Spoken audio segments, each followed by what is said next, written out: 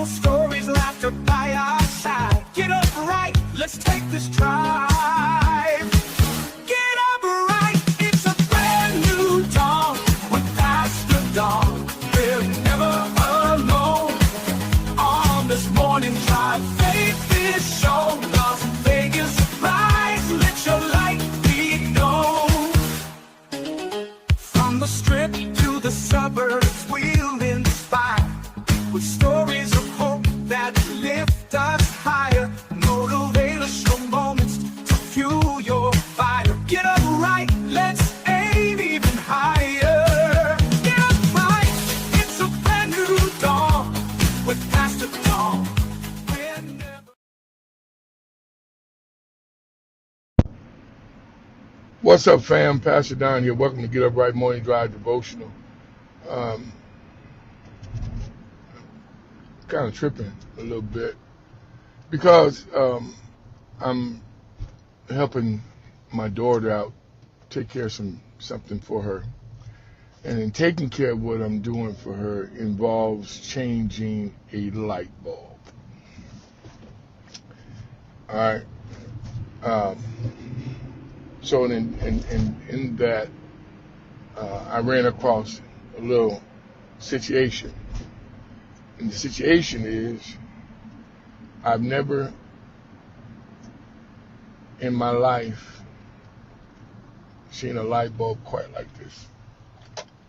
So I'm I'm heading to Home Depot and possibly Lowe's to get a new light bulb. And while I'm doing that, I'm kind of playing in my head the fact that I've never seen a light bulb quite like this. And I'm going on and on and on and on about this light bulb. And then something just dropped in my spirit. The world is ever evolving, as you know, family, and things are changing. And one of the areas of ministry that's problematic for the average pastor that's trying to move forward is that everything around us is changing, and the church is not changing. Now, before you get too far ahead of me, the message, and the meat of the matter does not change, but the method needs to change as to how we do some things, how we engage with these millennials and even younger. How do we get these kids involved in church? Church can't continue to look like the 40s, 50s, and 60s, and 70s, 80s. And to be honest with you, even right now, the early 2000s, church has to have a different look. We got to have a different way of trying to attract these young people, because we're competing with the world. We're competing with the way the world expresses its love for them. We're competing.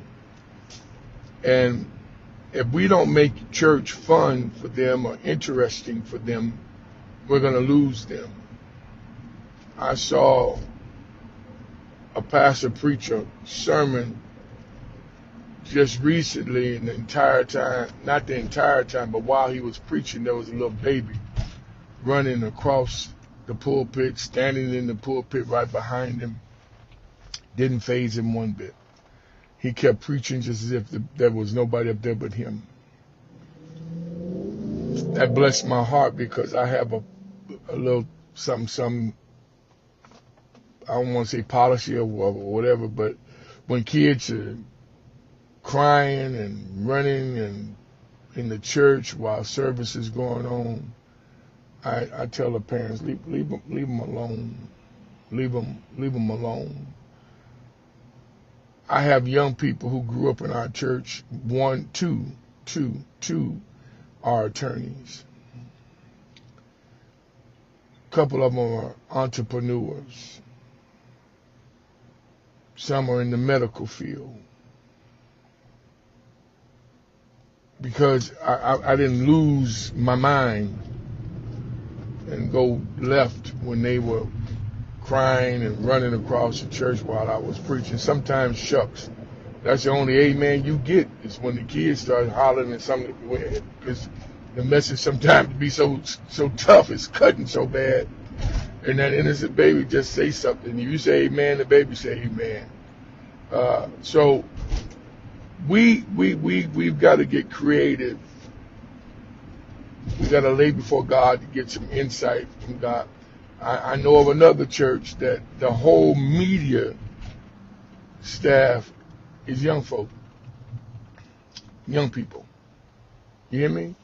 Young folk. Y'all, now, and I'm gone. But now, if you really want to get me engaged, let's sit down and talk about how we can get these young people engaged in church and how we can keep them engaged. And watch this. We can't be the only ones in that room when that conversation is being held. We need some young folk in that room. Tell me what y'all think about that. Give me the name of a church that's young people are all over the place working in church, and I want to sit down with them, that pastor, and whomever else and whoever else may be interested. How can we mirror that? Y'all can say what you want to. Well, we copying it. No. You missed it. You missed it altogether. But if that's how your thought process is, well, we're going to be copying what XYZ doing, you don't need to be in that room. All right? We got to, is relaxing the dress code away, allowing them to wear their baseball caps backwards and forwards or whatever. Is that the way? But I do know one way that's not the way is to continue to let them come to church after smoking all that weed, smelling like weed. You know, you let that happen a few times, and then you start trying to, love on them. If you love on them right, they'll respect the house and won't come in there smelling like that. But you can't kick them out when they do it the first time or the second time or the third time. You got to love them through that. I got a friend of mine who allows that, and 3, 4, 5 years later, the same people come there and smell like weed still come there and smell like weed every Sunday. No, Doc. No. You can holler unchurched all you want to. You need to start teaching them. That's another subject for another day. All right. Y'all, I want to know. Help me out. Peace. Let your light be known.